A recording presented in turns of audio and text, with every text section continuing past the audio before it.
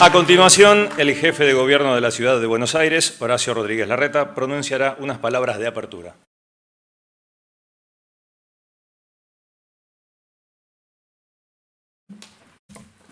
Bueno, buenas tardes a todos y a todas.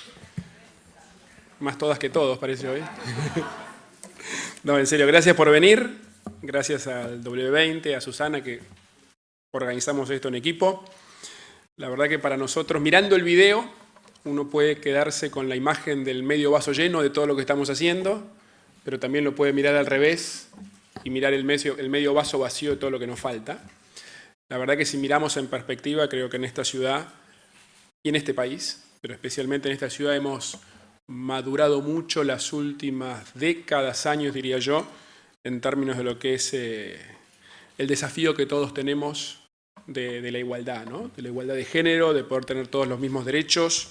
Creo que hemos avanzado mucho, creo que hoy tenemos muchas mujeres en lugares de mucha responsabilidad, pero no solo eso, sino que hay cada vez más por ahí trabajos, profesiones que uno no esperaba o que tradicionalmente tenía el prejuicio de que no eran para las mujeres, que cada vez se ven más. Hoy que la ciudad está llena de obras, yo recorro camino y cada vez veo más mujeres en las obras. El otro día estuve con una chica que era la responsable de seguridad e higiene de toda la obra, ¿no? Eran 900 personas lidiando con muchos hombres en su mayoría, y la verdad que las veo con cada vez mayor nivel de responsabilidad. Pero como dije, creo que en nuestra responsabilidad como dirigentes, lo importante es llenar la otra mitad del vaso, ¿no? Y en eso estamos trabajando mucho y seguramente tenemos que trabajar más.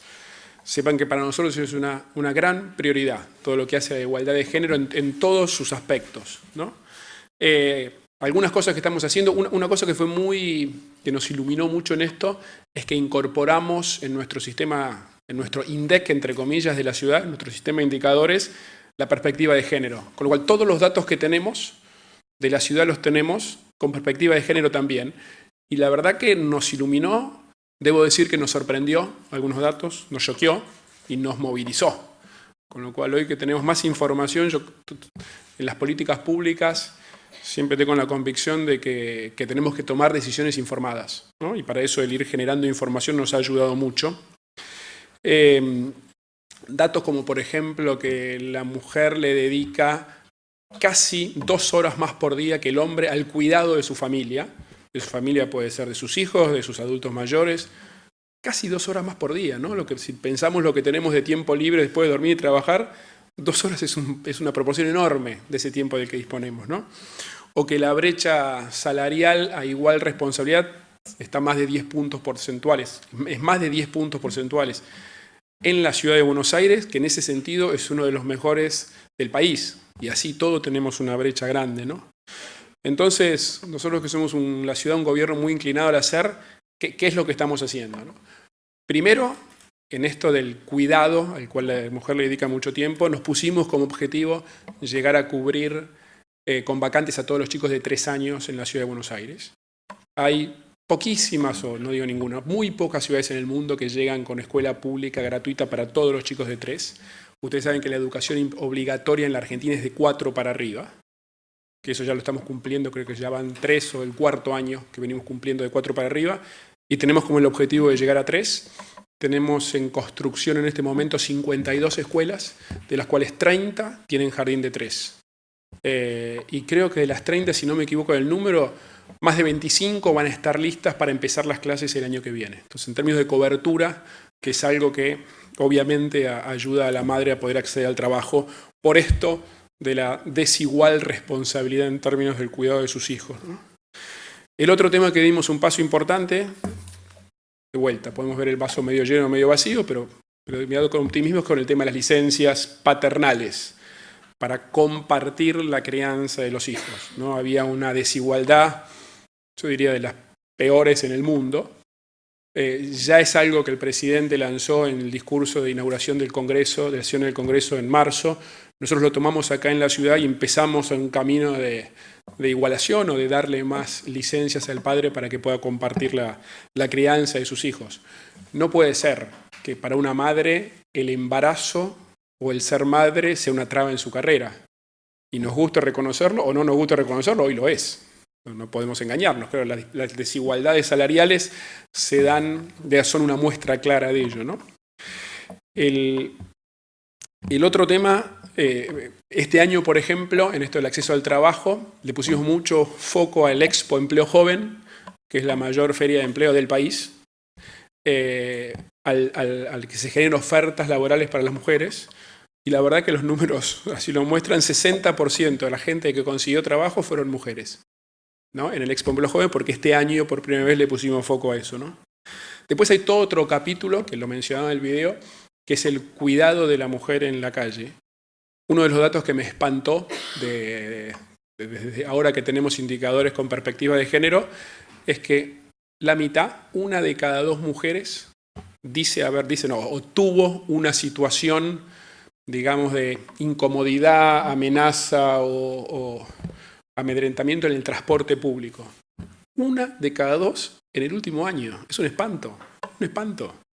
Entonces estamos ahí haciendo, la verdad que varias cosas a la vez, poniendo cámaras adentro de vagones de subte y de colectivos, teniendo una línea de denuncia mucho más efectiva, pero ya ponemos cámaras de los dos lados, ¿no? Del lado de adelante y de atrás, ya tenemos 1.200, 1.300 colectivos que tienen esas cámaras, ¿sí? Entonces queda todo registrado.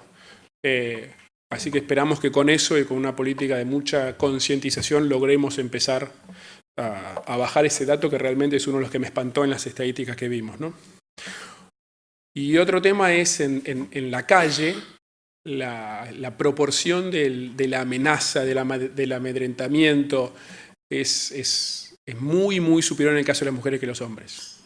Entonces mandamos una modificación al Código Contravencional, que esperemos se trate en las próximas semanas, meses, a más tardar en la legislatura, donde en muchas de estas contravenciones en la calle, sobre todo en lo que hace a la amenaza en la calle, agravamos las penas en el caso de que las víctimas sean mujeres.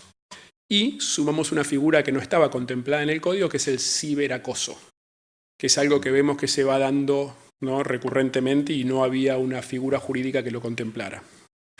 El otro tema en términos del cuidado de la mujer es que nos habíamos comprometido a llegar a tener un centro integral de la mujer en cada una de las 15 comunas. Ya tenemos 13, con lo cual nos faltan 2 y vamos a llegar antes del fin del mandato a hacerlo. Y tenemos, a ver si me corrige Guadalupe, 2 o 3 centros que son secretos para casos extremos de violencia. 2 refugios reservados, que nadie sabe dónde quedan, justamente donde hay para situaciones de casos muy extremos. Y la buena noticia es que cada vez tenemos más denuncias. Digo buena noticia porque uno asume que no es necesariamente porque haya más casos, sino porque más y más mujeres se toman la confianza de denunciar, ¿no? Y sepan que la verdad hay un grupo, un equipo de asistentes sociales muy, muy, muy bien entrenados y capacitados para este tipo de situaciones que son siempre situaciones muy sensibles, ¿no? Y lo otro que estamos promoviendo es en el propio gobierno de la ciudad, promover el talento de las mujeres. Justamente si vemos, al igual que en el resto de la sociedad, están subrepresentadas las mujeres en los lugares de más responsabilidad. Entonces lanzamos todo un programa de mentoreo, de apoyo a mujeres que vemos con vocación, con potencial, mandos medios.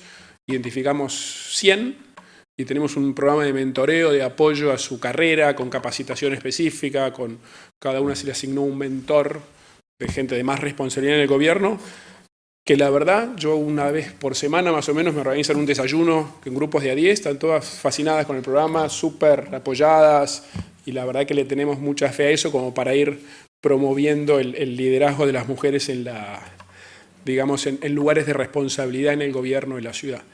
Así que estamos muy, muy enfocados en esto. Creemos que desde el gobierno, además de la responsabilidad en cuanto a nuestras tareas, tenemos una responsabilidad adicional que es dar el ejemplo. ¿Sí? En esto de las licencias estamos hablando con muchas empresas privadas que por más que no los podamos obligar desde el gobierno, estamos promoviéndolo. Creo que tenemos una responsabilidad de dar el ejemplo, de buscar el efecto de demostración que hace que vaya más allá de nuestro ámbito de trabajo, ¿no? Más allá que acá somos bastantes en el gobierno, si logramos contagiar, creo que esa es la mejor palabra, estamos en eso también. El tema de exponer las diferencias salariales, o sea, la sola exposición de los datos genera una presión a la mejora también, ¿no? Entonces creo que en esa línea venimos hablando con algunas de las principales cámaras empresarias para que nos acompañen mostrando los datos, ¿no? Y eso estamos convencidos que va a colaborar en la mejora. Ahora, más allá de eso, lo que sí estamos abiertos, y sé que acá hay representantes de diferentes organizaciones, es a ideas, a sugerencias, a ver qué podemos hacer mejor. De vuelta, en cualquiera de estos aspectos, ¿no? La mujer en el transporte público, la mujer en el trabajo, la mujer en la calle, la mujer en el cuidado de la familia, en licencias. Sé que tenemos aquí en el auditorio gente con experiencia, que conoce. Bienvenidas las sugerencias y las ideas. Ustedes siempre acuérdense que cuando uno está en el gobierno tiene una especie de licuadora todo el día, una vorágine de cosas de hacer y de hacer y de hacer, y nos cuesta a veces tomar perspectiva, bajar a la tierra.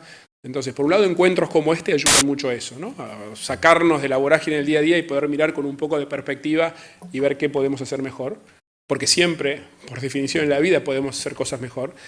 Y porque no estamos en el gobierno acá para inventar, estamos para hacer lo mejor posible. Y muchas veces lo mejor es que alguien nos traiga una idea de afuera, que alguien diga, mira, en tal país vi tal o cual cosa y sirvió. Así que en eso les dejo el pedido y la invitación que a partir de este encuentro de hoy tengamos un canal para que nos digan y nos sugieran qué podemos hacer mejor. Muchas gracias.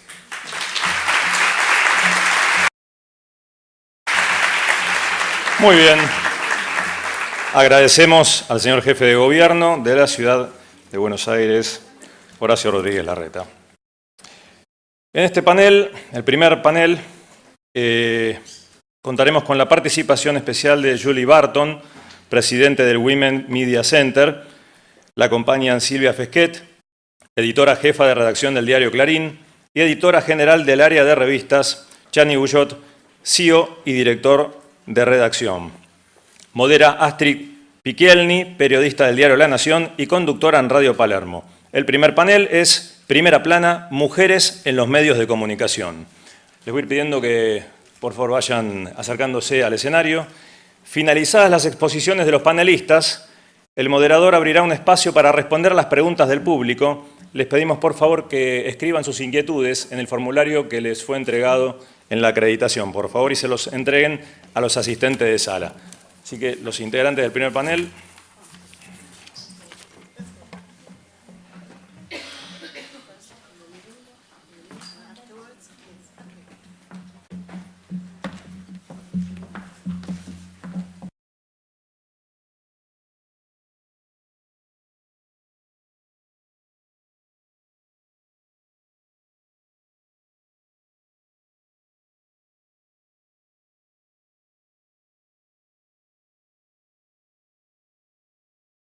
Hola, ¿se escucha? Sí.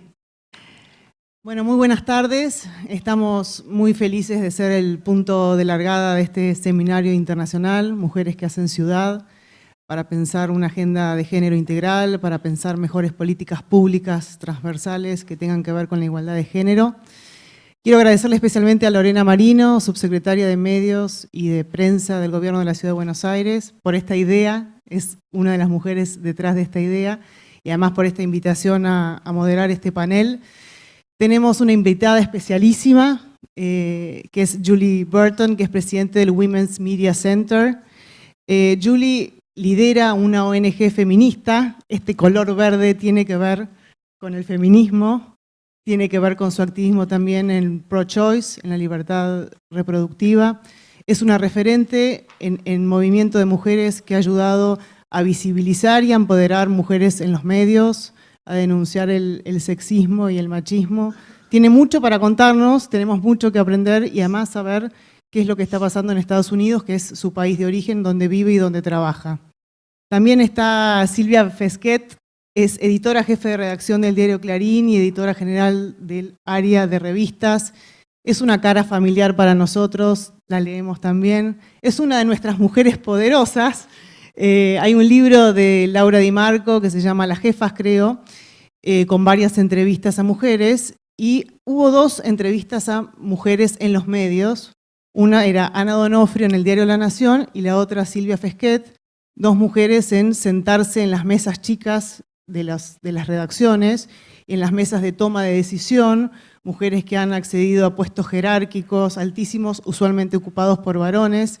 Así que también tenemos mucho para escucharla a Silvia y contar también cuáles han sido los costos de eso, los desafíos y obviamente las responsabilidades de ocupar ese cargo. Está Chani Guyot, que es CEO y director de Redacción, un medio digital relativamente joven, nuevo, tiene apenas 3-4 meses. Lo recomiendo mucho, quienes todavía no lo descubrieron, métanse en la página, porque es un medio que conjuga periodismo con propuesta y con acción. Es bien interesante el ánimo que inspira Redacción en estos momentos de intoxicación, ¿no?, de información. Y además es una aventura de una extrema osadía que como periodista uno agradece, que es en un momento de contracción de medios de comunicación, de cierre de puestos de trabajo, que alguien se lance a la aventura de hacer un nuevo medio. Y además paso el chivo, se pueden suscribir gratis y todos los días van a recibir lo que se llama un GPS. Hay un curador o varios curadores dentro de Redacción que seleccionan las noticias que uno no puede no estar al tanto de cada día y ordenan un poco el panorama de información de cada día. Bueno, Chani Guyot además ha estado 20 años en el diario La Nación, es periodista, es editor, es diseñador, pasó por todos los lugares del diario hasta llegar a ser secretario general de Redacción. Se fue hace muy poquito, hace apenas un año. Es músico también, de eso no vamos a hablar, pero fue el que lideró la transformación digital del diario y, entre otras cosas, el que impulsó la creación de La Nación Más, de la señal de televisión.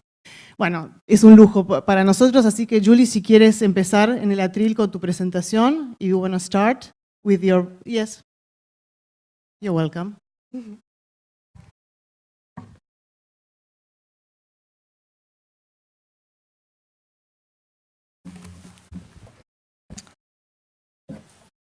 And slides. Does someone have... Shall we move forward without the slides? Is this one? Sure. Thank you. Thank you. Thank you so much for that kind introduction and for inviting me to be with you today. But more importantly, I want to thank this city for making gender equality a priority. Elevating the social, political, economic visibility and viability of women should be every city's priority. And the fact that this city is putting it right up there at the top is extraordinary, and I am excited about the possibilities. This is my first trip to Argentina, so I want to tell you that I'm happy to be in a country that has had the experience of electing a woman president several times. Someday I hope that I too will have that experience. I also want to thank you for helping me to escape from Donald Trump. Even if for just a short time, I know he will be there when I get back.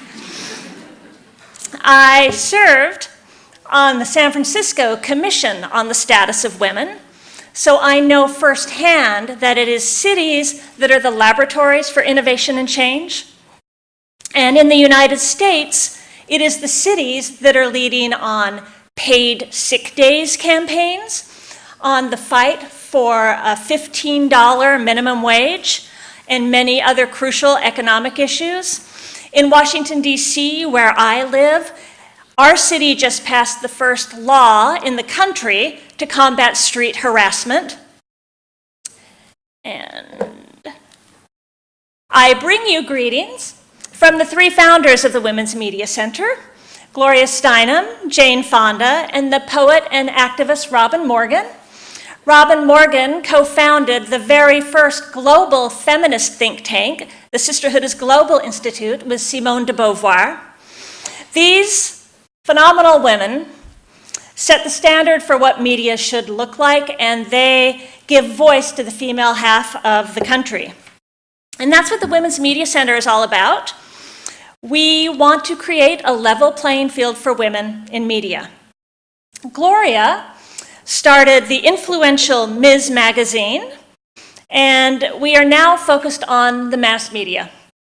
We want a media where women are visible, they're powerful, they are decision makers, they are opinion leaders, they are storytellers. Steve Jobs asked us to think different. The Women's Media Center wants you to see different. We monitor media to show you what you don't see and what you should see. We train women to be effective in media, and in so doing, we're changing the face of media. By creating original content from talented women writers, we are modeling media that tells women's stories.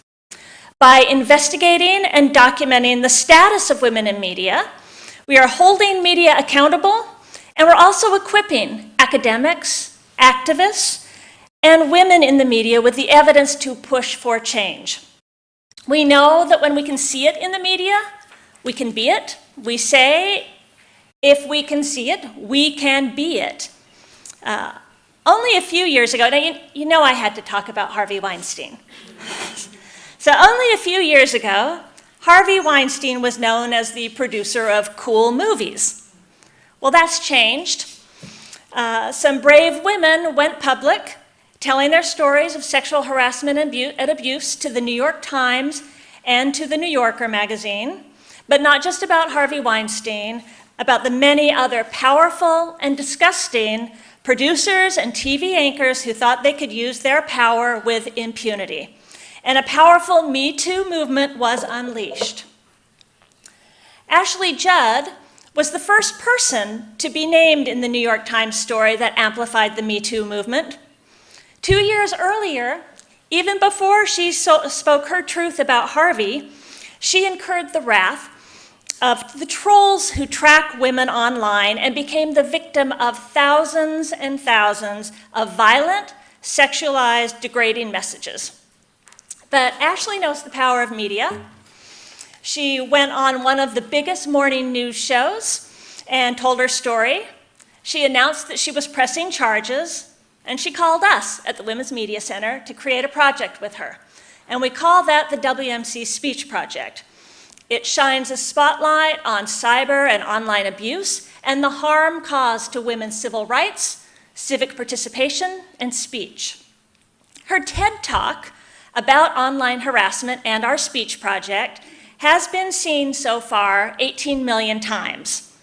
So we were not surprised that she'd had the courage to speak truth to power. And I can tell you this, the Women's Media Center is proud to stand with Ashley Judd. And we are proud to stand with all of the Me Too survivors.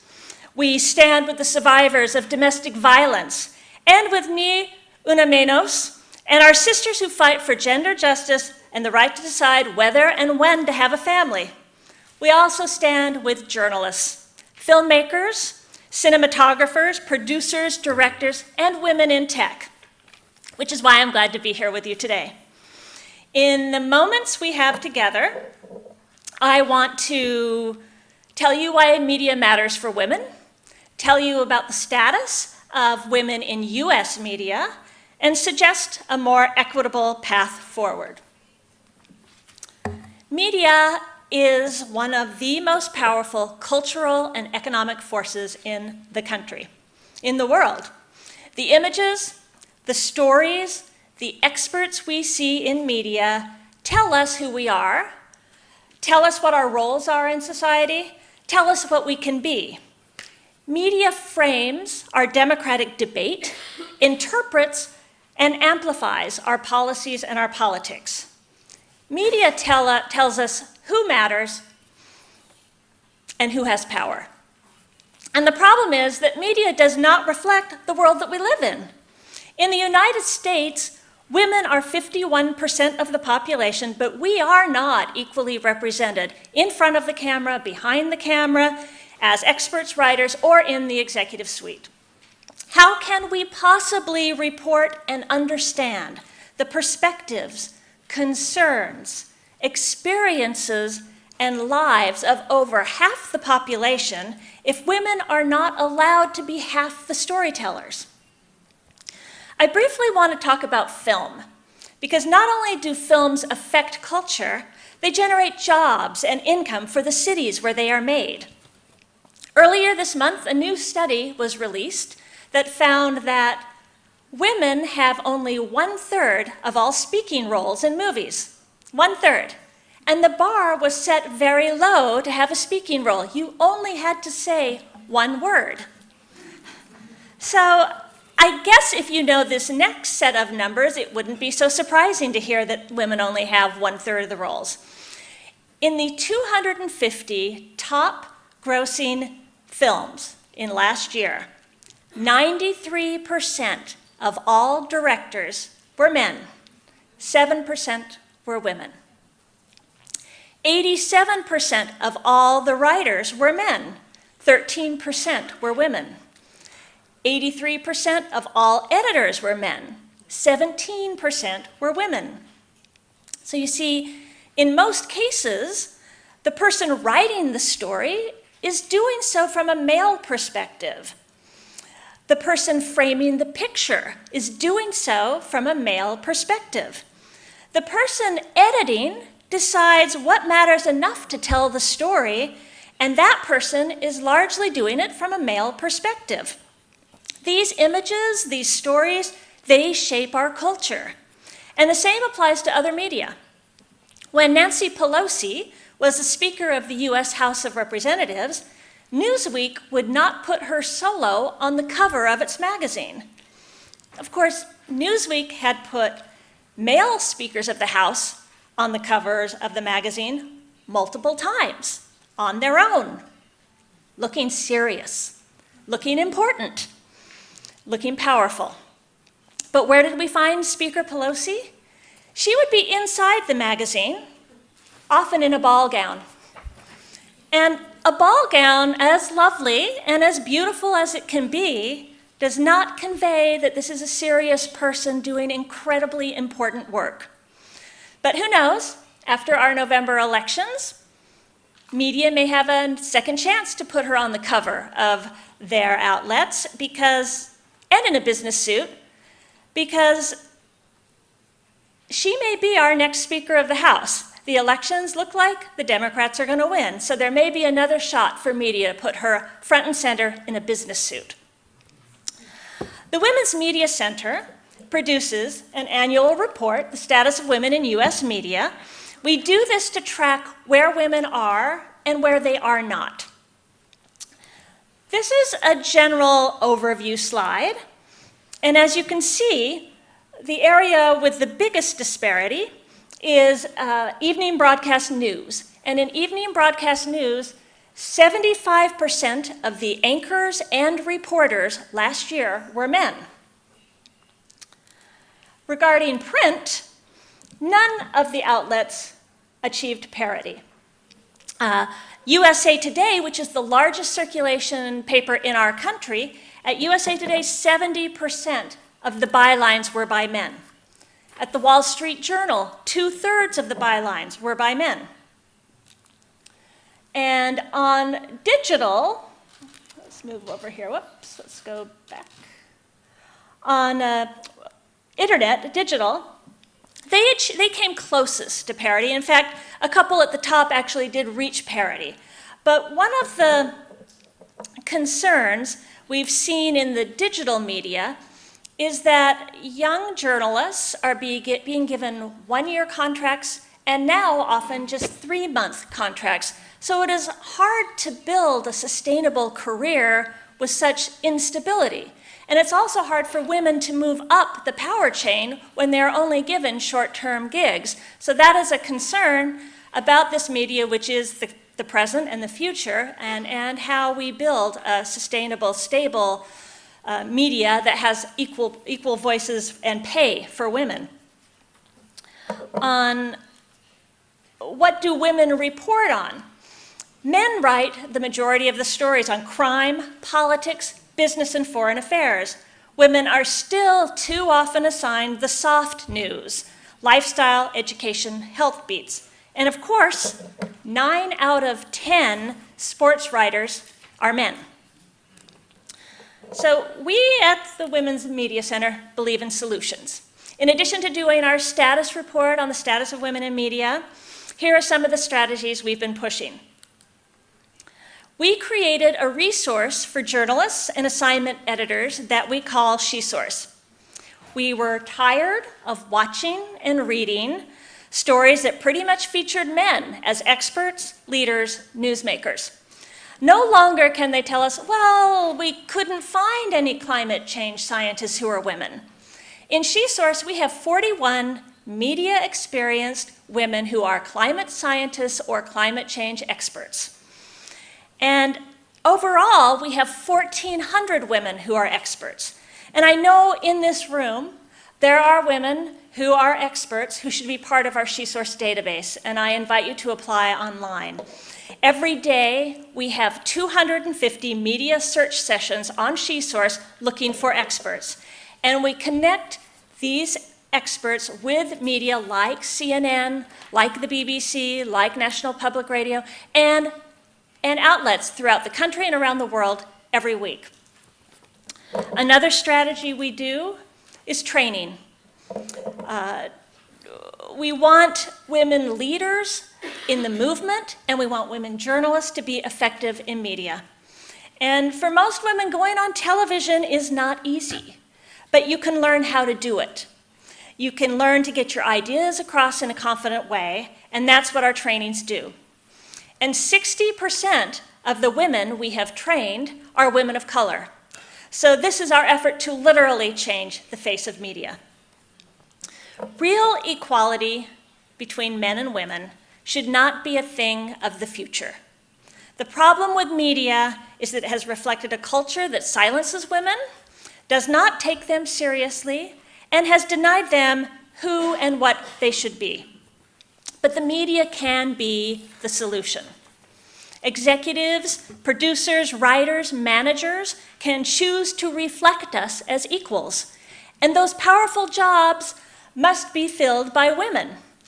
They can choose to hire not just one marquee woman, but a staff that fully reflects the world we live in.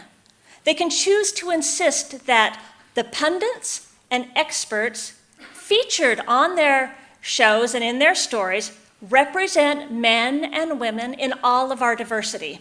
Equal means equal, si se puede. And in closing, I want to say thank you. Oh, wait, in closing, thank you. Thank you very much.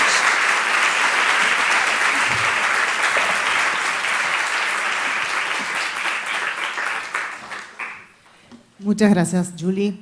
Bueno, vamos a continuar con Silvia Fesquet, que además fue vicedirectora de la revista Noticias, tiene una carrera en Editorial Perfil, antes en Atlántida, hace mucho tiempo ya en Clarín.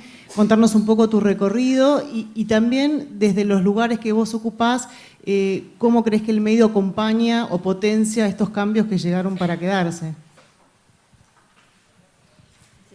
Bueno, ante todo, muchas gracias por la invitación, primero por la iniciativa de generar este seminario, esta jornada, y después, bueno, por invitarme a participar. Bueno, hace sí ya 20 años que estoy en Clarín y bastantes más que estoy en el medio, trabajando acá como periodista. Y bueno, a mí me parece que se ha avanzado bastante, si consideramos el punto desde el que arrancábamos, pero indudablemente hay mucho por hacer.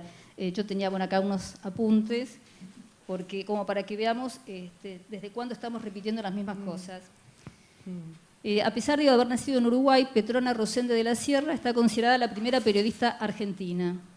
Nacionalizada, fundó el 16 de noviembre de 1830, en el primer año de Juan Manuel de Rosas, el periódico La Aljaba.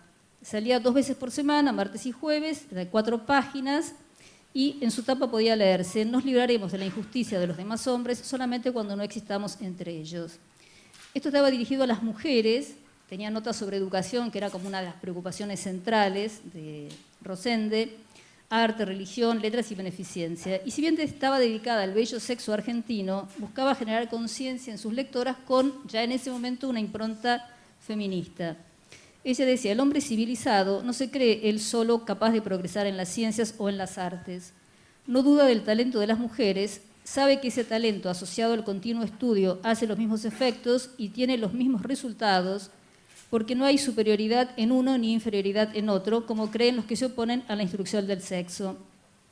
Y en notas que aparecían sin firma se preguntaba hasta cuándo se verá el sexo femenino sumido en la oscuridad en que lo encerró el sistema opresivo de los que le negaban los conocimientos más sencillos.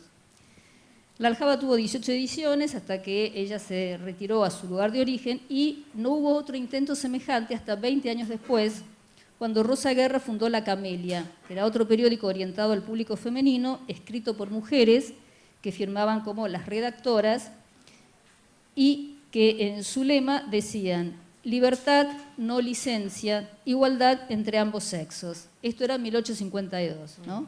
Veamos cómo un siglo y medio después seguimos repitiendo más o menos las mismas cosas. Y como para que veamos que esto, al igual que ocurre hoy, sobre todo escuchando a Julie también, ¿no?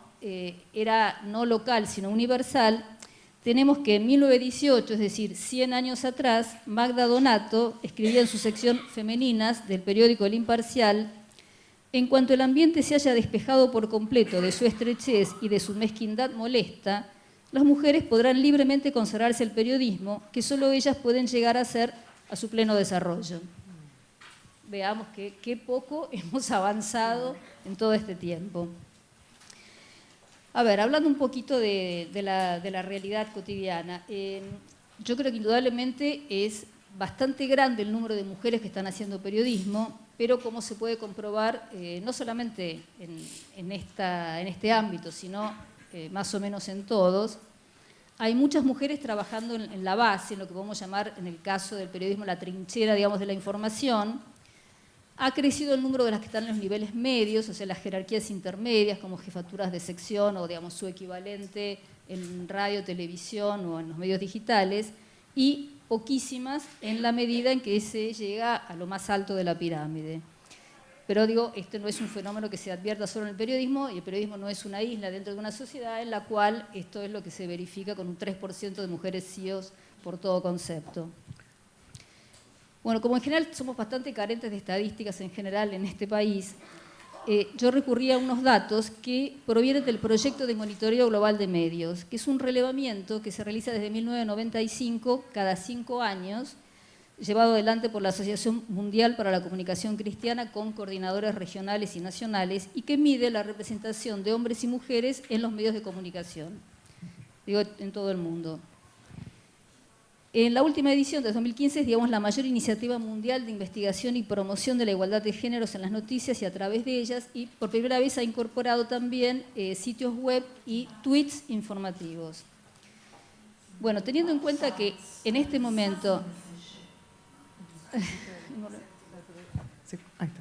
Teniendo en cuenta que la población femenina en el mundo representa el 50% de la población total, tenemos, sin embargo, que en todo el mundo el 37% solamente de las noticias en diarios, programas informativos de radio y televisión es presentado y producido por mujeres.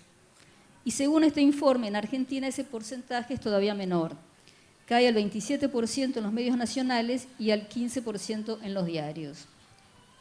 A nivel global tenemos que de ese 37% hay una sobrerepresentación de mujeres jóvenes presentando noticias, una infrarrepresentación de mujeres en la franja de 50 a 64 años y una casi inexistencia de 65 para arriba.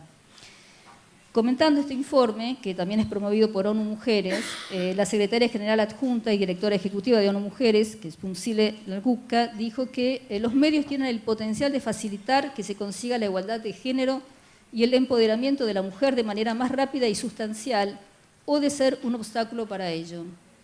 Este informe es una llamada de atención a las empresas mediáticas y a las redacciones. La discriminación por razón de género priva a la cobertura mediática del equilibrio y la autoridad que aportan las perspectivas diferentes. Junto con esto, la Defensoría del Público de Servicios de Comunicación Audiovisual, acá en la Ciudad de Buenos Aires, publicó el año pasado, por 4º año consecutivo, el documento Monitoreos de Programas Noticiosos de Canales de Aire de la Ciudad de Buenos Aires.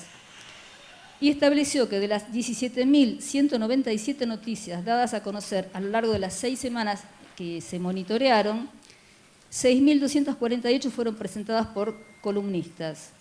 De ellas, el 71,8% fue presentado por columnistas hombres, solo un 23,4% por mujeres y un 4,8% en forma conjunta. Y también en sintonía con lo que presentaba Julia hace un rato, a la hora de analizar las temáticas, tenemos que en política, policiales e inseguridad y deportes, el porcentaje de mujeres es notoriamente menor.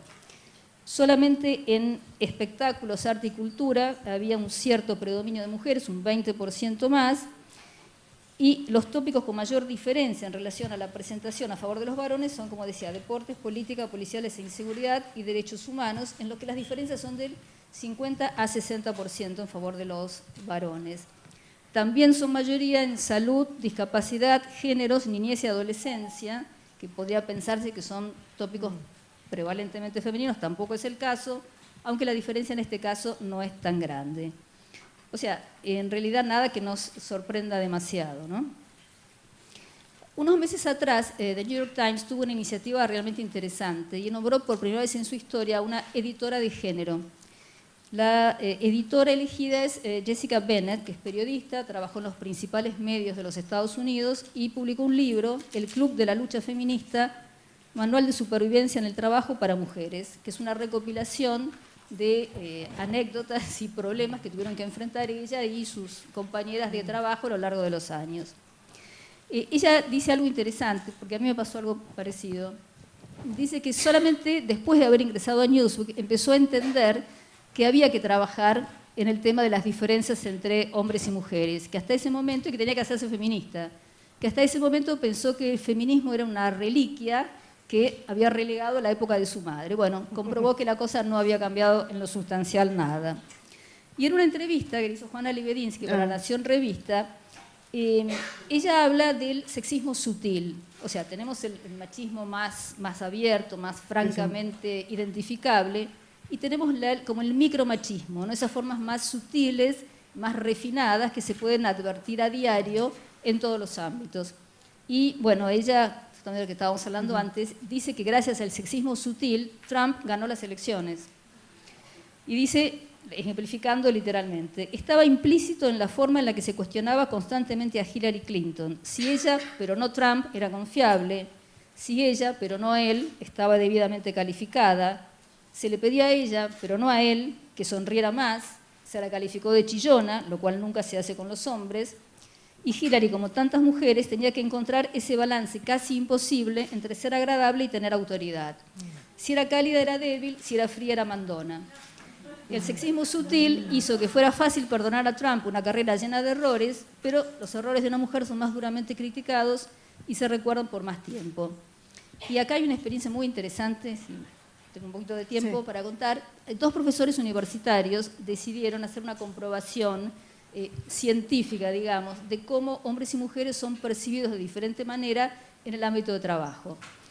Ellos entonces, que eran, el nombre, Frank Flynn, de la Facultad de Ciencias Empresariales de la Universidad de Columbia, y Cameron Anderson, de la New York University, investigaron esto en la Facultad de Ciencias Empresariales de Harvard. Tomaron un caso real de la empresaria Heidi Roizen, que era una empresaria muy exitosa, con una muy buena red de contactos en el ambiente de la tecnología, digamos que era lo suyo, y les entregaron a la mitad de la clase el paper sobre la historia de Heidi con su nombre real.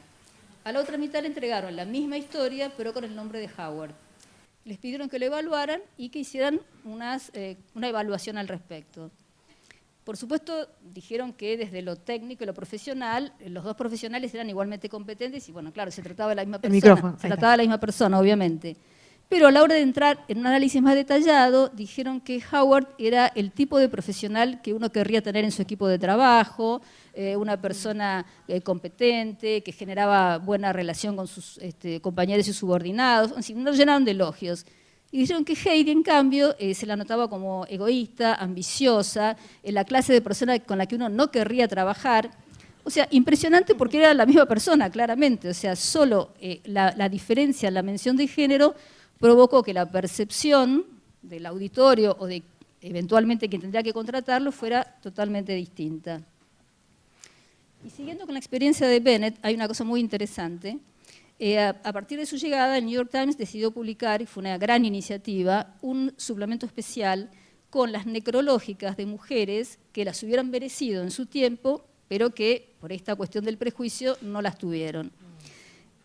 Primero se dio cuenta desde que en 1851 hasta la actualidad no había habido diferencia en la cantidad de mujeres que para el diario merecían un obituario, que era entre un 15 y un 20% del total de las necrológicas. Pero encontró cosas maravillosas.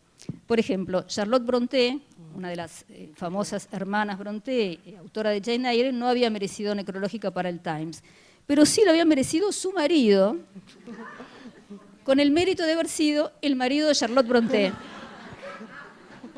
Es extraordinario. Frida Kahlo tuvo un poco más de suerte. Ella mereció su propia necro, pero consignando que era la mujer de Diego Rivera. Solamente muy avanzado el texto se consignaba que ella también había sido artista. Bueno, y hablando de visión de género, yo quiero hablar sí, un poquito de nuestra realidad y de cómo estoy convencida de que en los últimos años la agenda de los medios cambió favorablemente. Y si ustedes piensan en un tema que lamentablemente es tan actual, que es el del femicidio, con una mujer muerta cada 30 horas en la Argentina, no mucho tiempo atrás, cuando una mujer era asesinada por su marido, su pareja, su novio, quien fuera, se hablaba en los medios de crimen pasional, lo cual entraña, por supuesto, una figura completamente aligeradora, digamos, de la causa, ¿no? Había como una justificación. Bueno, a nadie hoy por hoy se le ocurriría repetir semejante bestialidad. Y yo estoy convencida de que en este caso fue el rol de los medios fundamental y decisivo para cambiar la óptica y la perspectiva sobre lo que implica lo que pasó a ser violencia doméstica y ya ahora femicidio. Otro tanto podríamos decir con las cuestiones vinculadas más directamente con el género, como el tema de la brecha salarial, que mismo se planteaba un poco más temprano acá, las dificultades de acceso y las distintas oportunidades laborales de mujeres y hombres, los temas de acoso o abuso sexual, que bueno, crecieron muchísimo a partir del Me Too en el resto del mundo, pero que también tuvieron su eco acá. Bueno, recientemente, por supuesto, el debate por la despenalización del aborto, que hubiera sido impensado en otras épocas y que yo diría que los medios cubrieron con muchísima dignidad y respeto por todas las posturas, favoreciendo realmente la discusión y el debate. Y problemáticas como el tema de las dificultades para conciliar, que sigue siendo algo no resuelto entre maternidad, carrera, profesión, familia. Y vinculado con esto, hay dos temitas que me parecieron interesantes. El tema de cómo aparecen las mujeres en los medios, lo cual refiere no solo, me parece, a la cobertura noticiosa, sino también al tema de la publicidad. Y acá hay una cosa interesante, un Congreso Latinoamericano de Publicidad en marzo pasado, se presentó una investigación de D'Alessio Irol para la Asociación Argentina de Publicidad, y sobre una base de 724 mujeres mayores de 18 años en todo el país, casi el 80% estuvo en desacuerdo con la manera en que las mujeres aparecen reflejadas en la publicidad.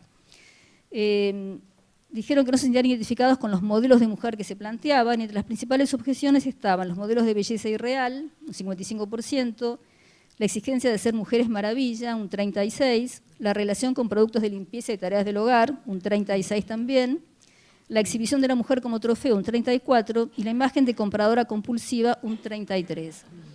Como vemos, son todos estereotipos, demandas y mandatos que venimos arrastrando desde hace mucho y que pesan muy fuertemente en el inconsciente, y vamos a ver por qué. La industria publicitaria es una de las industrias más inclusivas, vamos a decir, y hay casi una igualdad de representación entre hombres y mujeres, y se supone que en más del 42% de las agencias las mujeres son más de la mitad del staff.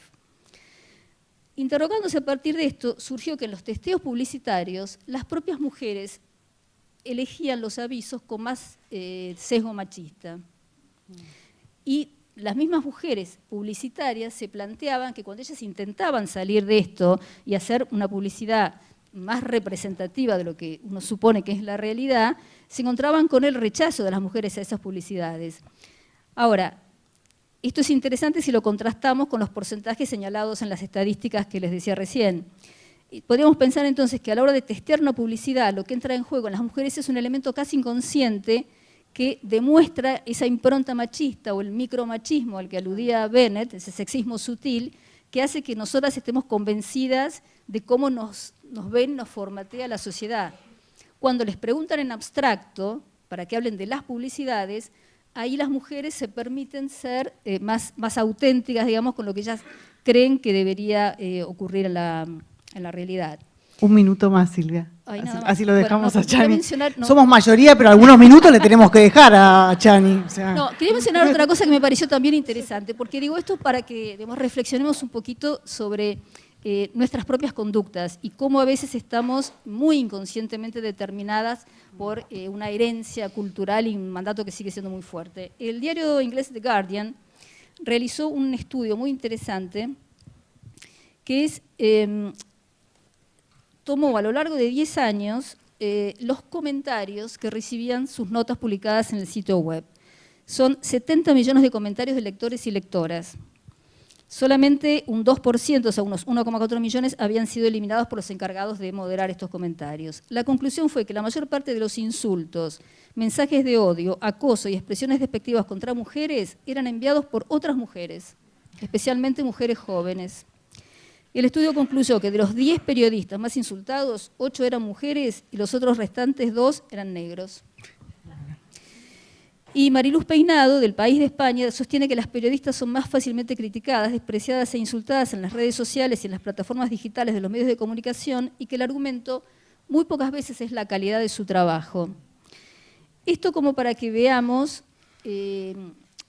cuánto de discriminación y de segregación ejercemos nosotras mismas las mujeres. Después, bueno, si tenemos tiempo, hay una serie de cositas que me gustaría agregar. Después hacemos una charla Bueno, tenés 3 minutos, Chani, no, tenés un poquito más.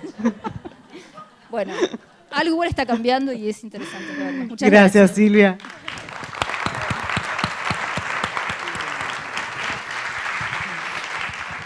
Tres minutos. Bueno, como único representante del género masculino en este escenario, me veo obligado a empezar diciendo que yo no tengo toda la culpa. ¿Sí? No, brevemente quiero compartir con ustedes algunos apuntes. Son 4 postales y 4 tareas, creo, pero voy a ser muy breve. La primera postal tiene que ver con un gran libro que salió hace pocos meses en Estados Unidos, se llama That's What She Said, de Joan Lippmann, seguramente Julie la conoce. Trae el estudio más grande hecho respecto a la discriminación por género en el mundo laboral, ¿no? Y dice que las mujeres son interrumpidas 3 veces más que los hombres en las reuniones de trabajo. Yo no sé si es exactamente así, pero mi experiencia en reuniones, y sobre todo las reuniones grandes de trabajo, es que las mujeres son bastante más interrumpidas que los hombres. Y otro índice que tiene es que las mujeres tienen que ser 2,5 veces más competentes que los hombres para ganarse el mismo respeto en posiciones de alto liderazgo, ¿no? Bueno, creo que la cancha torcida es una realidad bastante presente en el mundo laboral en general y en las redacciones. Yo trabajé 25 años en redacciones, creo que es parte de. Otra postal muy interesante que tiene que ver con este momento. Hace pocos meses The Economist sacó una nota con un estudio muy grande, 10 países, 35 universidades, 247 charlas y seminarios como estas, ¿no? En donde el público era mitad varones y mitad mujeres. Sin embargo, el estudio, la estadística dice que los hombres preguntan 2,5 veces más que las mujeres. No es lo que va a ocurrir acá, pero son todos esos pequeños sesgos que creo que están en nuestra cultura y tan mal nos hacen, ¿no? El tercero para mí tiene que ver con uno de las postales más dramáticas para los periodistas, por lo menos hoy en la Argentina, que tiene que ver con el acoso en el mundo de las redes sociales, que se ha convertido muchas veces en una batalla campal, ¿no? Hay otra consultora inglesa, Demos, que también es por estadística, señala en el mundo anglosajón cómo las mujeres están 3 veces más expuestas que los hombres a mensajes abusivos, ¿no? Y la mayor parte de ellos son de contenido sexual. Y por último, en la última postal quiero rescatar la figura de María Ressa. María Ressa es una ex corresponsal de guerra de CNN, una gran editora a la que conozco personalmente, es fundadora de Rappler, es un medio independiente en Filipinas, excelente. Filipinas atraviesa una grieta política más profunda que la de Argentina y cruzada más que la Argentina por la corrupción. Y María es víctima constante, ¿no?, de este problema del acoso en redes sociales, ¿no?, y los mensajes y las amenazas y demás. Es bastante dramático. Y la actitud de María, que está en Buenos Aires porque esta tarde empieza a participar en un festival de medios, ha sido, yo creo que hay dos actitudes que son ejemplares y que creo que es lo que deberíamos hacer todos. Por un lado, hacer unas profundas investigaciones sobre el origen de estos problemas, de estos acosos en redes y rastrear, digamos, ¿no? Y en la mayor parte de las veces hay, en el caso de Filipinas, organizaciones políticas, digamos, ¿no?, que utilizan esta herramienta, si se quiere. Y por otro lado, reclamar a las plataformas responsabilidad, al momento de, bueno, esta es una batalla campal, pero este campo parecería tener un dueño, que es Google, que es Facebook, que es Twitter, de manera tal que también ahí hay un trabajo muy interesante que creo que puede tener un impacto. Y luego compartir brevemente también 4 tareas. La primera es la del gobierno, que tiene que ver con equilibrar la cancha. Nosotros publicamos hace poco una nota a partir de un estudio del Banco Mundial, tomado también por el W20. Les voy a leer el párrafo porque vale la pena, es muy corto. Es una ley de 1924 que está vigente en la Argentina. En su artículo 6 dice que no se podrá ocupar, es decir, dar trabajo a mujeres ni a menores de 18 años en trabajos nocturnos, entendiendo ese portal el comprendido entre las 20 y las 7 del día siguiente en invierno y las 6 en verano, salvo en los servicios de enfermeras y doméstico. Hay algunos decretos que parecen modificar esto, pero la ley está así escrita. Hay una tarea importantísima para las organizaciones de la sociedad civil. Ojalá Argentina contara con una organización como Women's Media Center. Ese trabajo, por ejemplo, de las fuentes es excepcional, y en la Argentina hay un montón, por ejemplo, en el mundo de la economía, de expertas a las que, digamos, siempre son las 2 o 3 mismas a los que los medios llegamos. Ahí hay, creo que, una tarea súper interesante y no muy compleja, ¿no?, que posiblemente se puede tomar como ejemplo. Los medios, naturalmente, tenemos que hacer nuestro primer trabajo, que tiene que ver con visibilizar este tema y ponerlo en la tapa y darle espacio y darle voz, y luego actuar responsablemente, ¿no? También hay políticas proactivas en los medios que permiten que los sesgos y las diferencias de género se equilibren, digamos, como compañía. Y luego creo, y acá me hago cargo, que cada periodista tiene que también asumir su compromiso personal.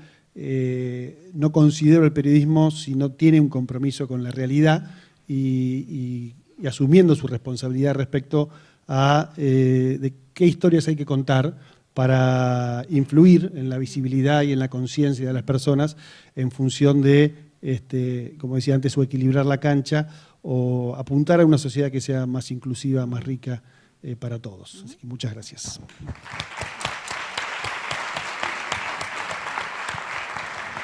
Lore, ¿tenemos 5 o 10 minutos más? Sí, bueno. Hay un montón de preguntas que se me ocurren. Digo algunas, después si hay preguntas por escrito o alguien quiere formular alguna pregunta. Por lo pronto preguntarle a Julie en qué medida la elección de Trump y los años de Trump serán un retroceso para una agenda de género, para una larga batalla de ampliación de derechos. La misoginia de Trump no le da un golpe mortal a todo este trabajo realizado.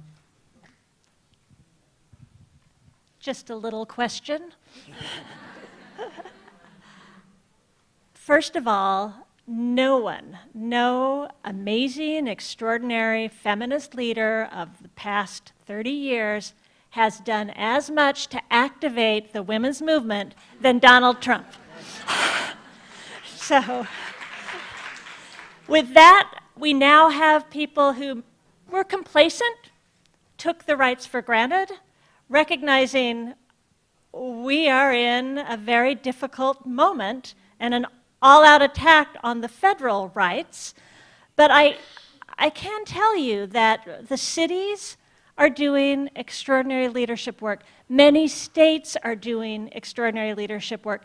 And the corporations and businesses that have been listening are making some changes. there is an organization of advertisers, the American Alliance of Advertisers, and I am on their advisory board for a project called #SeeHer. And they have created a gender equality measure. And all the major big advertisers that have joined into this coalition, and there are huge ones, have not shared their data. I'm very eager to see the data. But in an effort to persuade them to do better ads that give better representations of women and people of color, there is this gender equality measure, and the advertisers at that table also have the power to choose where they spend their money. And so they have made a commitment and a statement of they are looking at where their money's going, and this gender equality measure is one of the indicators they're looking at as to where. So that is huge. That's never been done before. And I really want to applaud them for that. We are in a heartbreaking situation with this president, and while he distracts us and attacks women on a regular basis, he called his former employee, a woman, African-American woman, a dog last week. He has called Congresswoman Maxine Waters low intelligence quotient, low IQ. He has rated women on their looks from 1 to 10. While he distracts us with all of this and his brash behavior and the tweets, the exhausting tweets, he has a staff that is methodically and carefully cutting back on the staff and the rights and even the terminology that is used at the agencies to enforce these laws.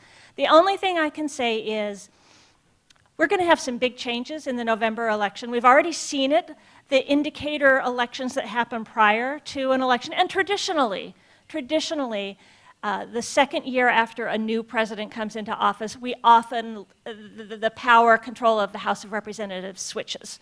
And the election numbers right now are showing that the Democrats are very strong, and that more women, and in particular women of color who filed for elections, are winning.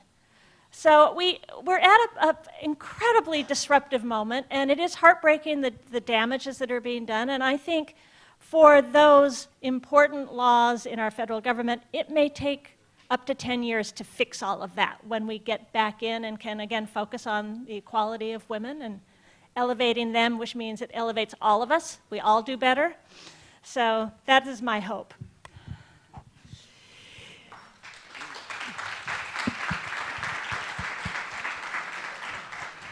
Quería preguntarles a Silvia y a Chani, algo que está en la agenda, los periodistas trabajamos con el lenguaje, nombramos la realidad, la contamos, y quería preguntarles por el lenguaje inclusivo, con esta transición que hay en el lenguaje, si creen que es un debate banal, si creen que tarde o temprano habrá que hacerse cargo y acompañar estas transformaciones de un lenguaje que nombraba una realidad eminentemente masculina, ¿no? Los varones eran los que hacían la política, los que ocupaban el espacio público, los que estaban en la calle y las mujeres en el ámbito doméstico.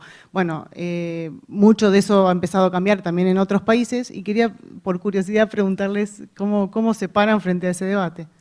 Primero te pido un comentario que quería hacer de Sí. lo que me había quedado, es que hablábamos del tema de la publicidad y bueno, justamente el año pasado el premio Clarín Creatividad incluyó la categoría diversidad y en un jurado que tuve el honor y el placer de integrar, se premió a Arredo por su campaña Crear Hogares, que era un comercial que rompía con los estereotipos familiares. Y me parece que son como pequeñas medidas, ¿no? Pequeños gestos que se pueden ir haciendo en pos de esto de la diversidad, de fomentar la inclusión y también el traer el tema del género de distintas maneras. Con respecto a lo del lenguaje, bueno, es un tema que está como debatido en todo el mundo, del que nadie se pone de acuerdo. Pérez Reverte dijo que él iba a abandonar la Real Academia si la academia aceptaba esto del lenguaje inclusivo.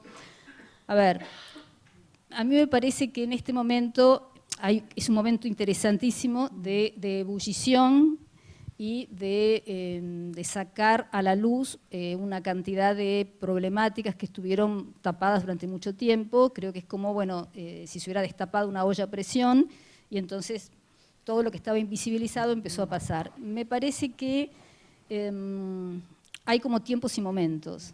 Me da la impresión de que uno no puede dar todas las batallas juntas, no puede dar todas las peleas que no dio a lo largo de siglos en un solo momento, porque es muy complicado y porque a veces hay que entender que la sociedad está preparada para algunas cosas, pero no quizás para todas.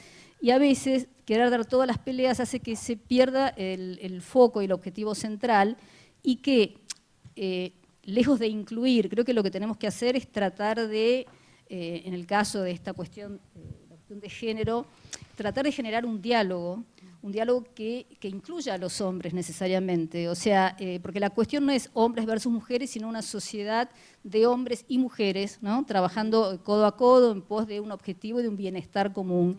Entonces, me parece que hay que entender que a veces hay que hacer prevalecer la paciencia e ir como paso a paso. A veces tengo la sensación con el tema del lenguaje, ¿no?, de que es como querer dinamitar todo de golpe, todo lo que ha llevado, como decíamos, siglos de construcción. No podemos terminar con el machismo en un día y por decreto. Entonces me parece que hay que hacer una tarea más de construcción, de acercamiento, de explicación, de diálogo. Me parece que tenemos que hablar con el otro, ¿no?, que es el semejante, e ir explicando en todo caso por qué ciertas reivindicaciones, por qué no otras, pero de una manera, digo, más por la base del diálogo que de la imposición. Minuto final para Chani. Y cierra, Chani. No, mucha responsabilidad. Yo prefiero decir todas y todos a todes, personalmente. O sea, Creo duplicar en el lenguaje. absolutamente. Sí. Creo que los medios tenemos otras prioridades respecto a la agenda de género, que reemplazar las O por las E. Yo tengo hijos varones y mujeres. Cuando llego a mi casa y le digo hola hijes, pierdo todo respeto. Lo pierdo en todo momento también, pero quiero decir, a mí no me estaría funcionando. Los perdés más. Lo pierdo más, exactamente. Bueno, muchísimas gracias a todos. Gracias. Gracias. Muchísimas gracias, Julie Barton, Silvia Fesquet, Chani Guyot y Astrid Pikielny, por este interesante primer panel. Primera plana, mujeres en los medios de comunicación.